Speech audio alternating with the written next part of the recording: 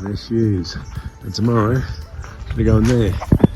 And I'll sort out the handbrake and go sort out second gear as well. There you go, there's the kitchen. Let's get into this sun, beautiful. Fresh chilies. Woo. Right, Sunday, as a bit of a treat to myself, I've taken myself out to a restaurant called Ancestral. This restaurant is one of the best restaurants in La Paz.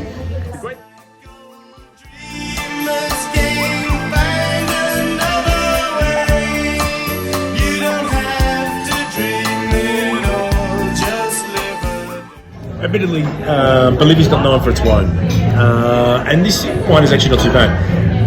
It's a Syrah, it's slightly sweet, which is not what I'd normally order, but having said that, everything here is small batch, so this particular vineyard produces 2,000 bottles a year, and I think 90% of all the wine produced in this country is drunk by this country.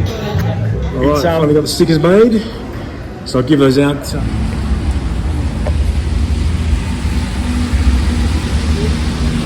This wall's all about domestic violence, and on there are the names and the dates of women who have died due to domestic violence. We're having dinner together. We're at a place called Ancestral, and we're having a tasting menu. This is the dinner for both.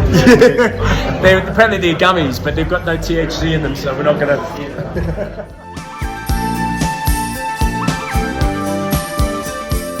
And there's no fuel available in La Paz. People are waiting... Well, people have been waiting something like 10, 12 hours in line to get fuel. Thankfully, I didn't need fuel. But the less cars on the road, that means the easier it is for me to get out of La Paz. The last night with Marcos was fantastic. He's such an amazing guy. This is a great thing about my travels. It's not what I've seen, but in certain countries, I have taken away, for lack of a better word, brothers. Hori, Marcos. These guys are going to come and see me in Europe. Most tourists or most travelers, they go away, they go and see places. And they meet locals, but seldom do they end up with friends that they probably end up with lifelong friends, and I feel really grateful that that's happened to me.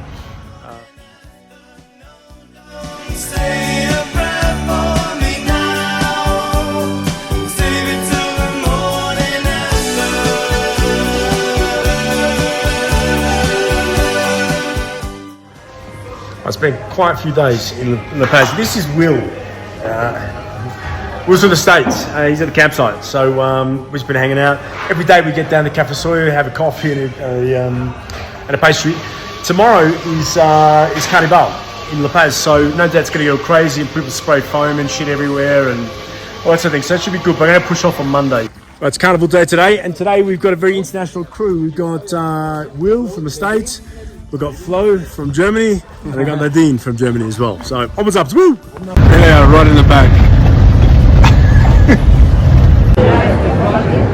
There we are.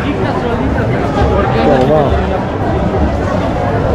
Carnival down in La Paz. Unlike the Brazilian carnival, there's not a lot of fucking floats here. There's a lot of people spraying shaving cream and shit everywhere.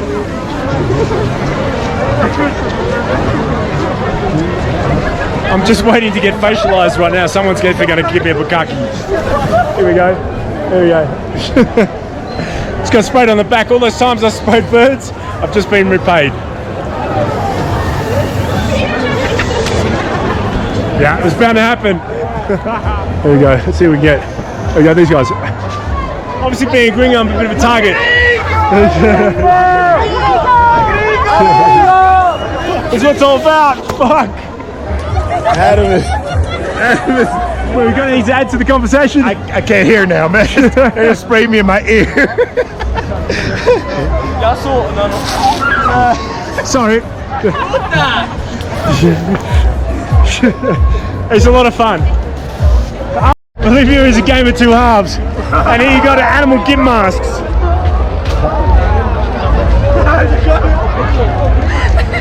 I'm not in the market for gimp masks today. Fuck. I saw the whole thing. The funny thing about being in La Paz is, the irony is that I haven't left yet, and I planned on coming to La Paz for 2 days to see Marcos. That was about, probably almost a month ago. Whilst I'm in La Paz, I'm in San Miguel, Las Lomas. I'm seldom going into the main bit of La Paz because unless I need to really get something, I just don't need the chaos. It's also extraordinarily wet. So at the moment, the Kombi is parked in the garage at Marcos's, so it stays dry. But as soon as I get back out on the road, it's raining. Obviously, the Kombi gets a lot of water in it. So today I'm going to silicone up the windows. Now, van life is not always easy. The irony is that van life now, obviously, is, you know, when you go on Instagram, is really in vogue and this sort of thing. But van life used to be called homelessness. So people have been doing van life for a long time. But I guess the difference is the people who did van life when it started as van life, i.e. being homeless, it wasn't an option. There was no choice in it. And Jake's birthday's coming up. The end of next month. And I know that would be really tough for me. Started making his movie actually. The movie this time is sort of the road home, because this really is the final leg for me. I cry myself to sleep many nights. I always said to myself that when it stopped being, when I felt like I was travelling for the sake of travelling, there was time to wrap it up. And it's that time. You know, had I not have been pushed out of my kid's life, I would never have, you know, I guess I probably wouldn't have started this journey to start with. Having said that, I've accomplished one of the things I've wanted to do in my entire life. When I first went on this trip, someone said to me, are you running towards or are you running away? And that was a really powerful question for me. I thought, wow, what an amazing question. I had to think about it. And initially I was running away. But now I feel like I'm running towards the rest of my life, running towards, you know, the kids and my healing. As much as I can heal without being with my kids is complete. You know, I have only forgiveness and love in my heart. I'm not angry at my ex, despite what she's done. So I think, why am I not on the road again? And I felt like I'm almost reluctant to continue the journey, because I felt like I'm sort of stationary, and I'm happy being stationary, but I need to continue the journey in order to get up to Cartagena. Thursday today, time to weatherproof the car. Basically, if you look at these seals, the rain comes in, it's wet season. I mean, it's just raining constantly. Obviously, under the roof, no problem. But tomorrow I'm going to try to get out of here finally. And, you know, I need to get some silicone around these seals, because there's just so much water coming in the car if I don't. So, time to get it all sealed up. I've got a new sticker coming on the side of the car. A friend of mine who's got a clothing business. I've given him a panel to you know, to sort of help him out. Campsite's pretty full. Got some really cool Germans over there. Got some Canadians over there. Got the Swiss over here. Dutch over here. Was an American. And I'm finally finishing all the siliconing.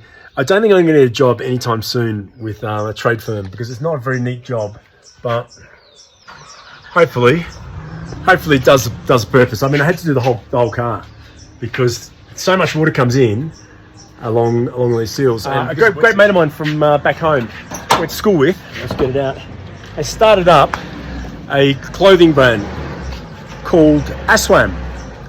And this is going to go on the side of the Kombi. It's the all-weather swimming with Auntie May. Swimwear, things like hoodies, shorts, caps, stuff like that. Really cool. Unfortunately, because it's in Australia, I can't actually get any. I can't get any of the apparel myself until I go back to Australia. So, okay, and there she is, right next to the Meatworks one. Thank you, Tan. And there you go, Plum. Aswam. This is Flo. Flo's a vegetarian. Enjoying my pato. Look at this for a banquet. It's a good career, this one.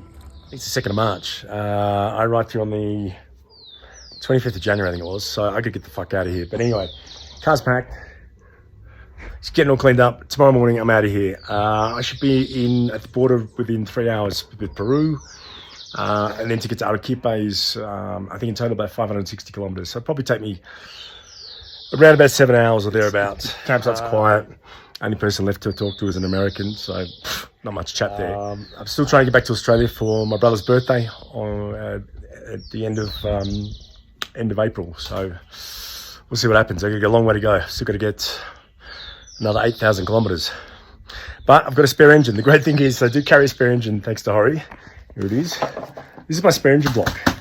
I'm the only person I've met so far overlanding that carries a spare engine. Having said that, I'm the only person I've met that's actually had to rebuild their engine 5 times as well.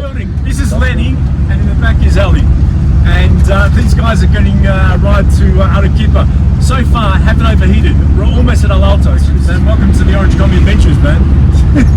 No, border. This is a Peruvian border. This is just about to check out of Bolivia. Man, Alto, hour and a half, no breaking down, nothing. Right, we're just about to go into the immigration. They fucking confiscated my chili plant. The good thing is I got to eat the chilies off them, but no chilies allowed. So unfortunately, it is what it is. Well, I'm in Peru, but turns out that I was illegally in Bolivia. They forgot to stamp my passport. Car went in. So I said to the lady, but the car went in. She said, yeah, but you haven't got a stamp in your passport. So the car was stamped in legally, but I wasn't. So now I'm in Peru to go and find a place, to go and pay the fine.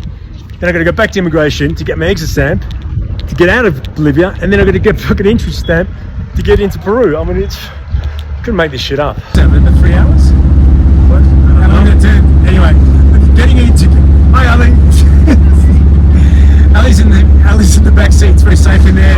Seat belts, everything, airbags, the works.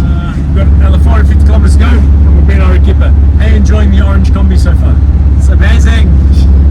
It's the oldest thing on the road, other than me. These guys are about to try chicken feet for the first time. There we go. Bring it on.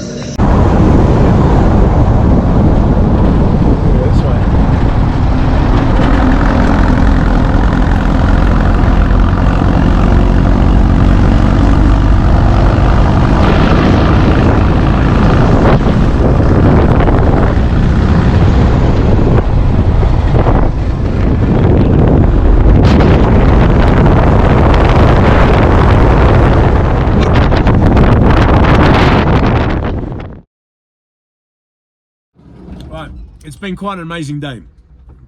We left at 6 o'clock this morning, and it's I don't know, about 8 o'clock, 9 o'clock at night. So far the Kombi hasn't overheated at all. I had to change the fuel filter, and we've been sitting at about 4,500 meters for most of the trip. So I've got to say, you know, Hori, well done, man. After changing the rings, the car's really running well. We've got about 90 kilometers to go till we get to Arequipa. So far we've done, today will be 574 kilometers, so it's been a big day. I didn't have any problems getting out of La Paz. I mean, when I think about last time when I tried to leave La Paz, it took me 7 fucking hours. We were out of La Paz in an hour. I mean, it feels different. Peru feels very different.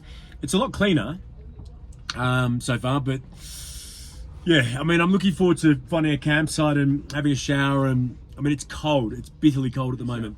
One noticeable difference here is the cost of fuel. It's very expensive. It's about $1 a litre, $1.10 a litre, which is expensive compared to other places in Latin America. It's been great having some company, having Ali and Lenny. Lenny is the brother of Flo from the campsite. Obviously, it's been an interesting experience for them because the Orange Kombi is quite a unique fucking ride. But so far, so good. I mean, these guys have been in the back sleeping for the whole day. I've been driving for 13 hours because one thing about Bolivia and Peru is there's a lot of informal camping. There's not a lot of formal camping, so sometimes it's hard to find somewhere to stay. I don't mind parking up and camping wild, but I'm just desperate for a shower, toilet and stuff. Outside, fuck it, what? Here we go. There's Lenny's spot in the back. So him and Ali, they take it in turns. So right, just on 11:30. Just got to Arequipa, and this is the campsite, right? You get this little bit of lawn just here, but got bathrooms, toilets, showers, and it's walled in. I'm 5 blocks away from the Central Plaza. This is apparently really I drove through on the way trying to find this campsite, and it's all national heritage buildings and colonial stuff, and I'm not too sure, but I think it might be a UNESCO site. So I'm really looking forward to going for a little explore. Just dropped the guys off at their hostel, and yeah, fantastic. Okay.